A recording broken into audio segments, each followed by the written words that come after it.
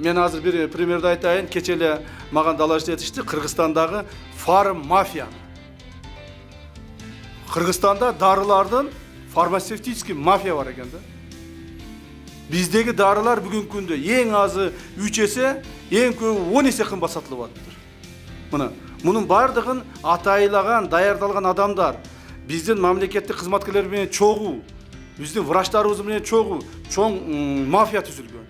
Мына ошол мафияны азыр бетин ачтык.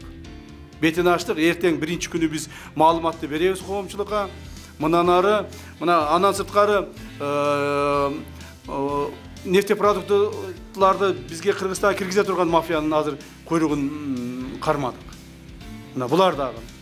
Бүгүнкү күндө нефтепродуктлар бизде мына 56-58 сом, бүгүнкү күндө сатылыш керек экен рыночный, где-то 50ге жетпеген болуп.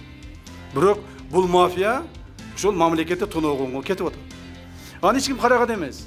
Жетекчилер да карабайт, мамлекет да карабайт, эч ким караган эмес. Бирок ошону ар бирин караганга биз азыр багыт алдык. Мына силердин ар бириңиздердин кызматкер, улуттук коопсуздук мамлекеттик кызматынын кызматкери чоң бийликке, мүмкүнчүлүккө ээсиздер. Ошону колдонуш керек. Ошону адамдын укугун коргош үчүн, мамлекеттин байлыгын, мамлекеттин коопсуздугун коргош үчүн колдонуш керек.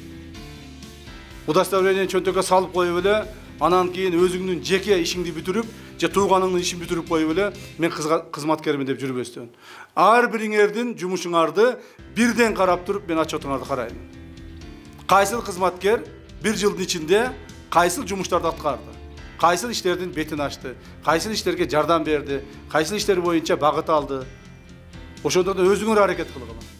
Өзүңөр аракет кылып ушул жумуштарды аткаргыла. Силерге мүмкүнчүлүк түзүлүп атат.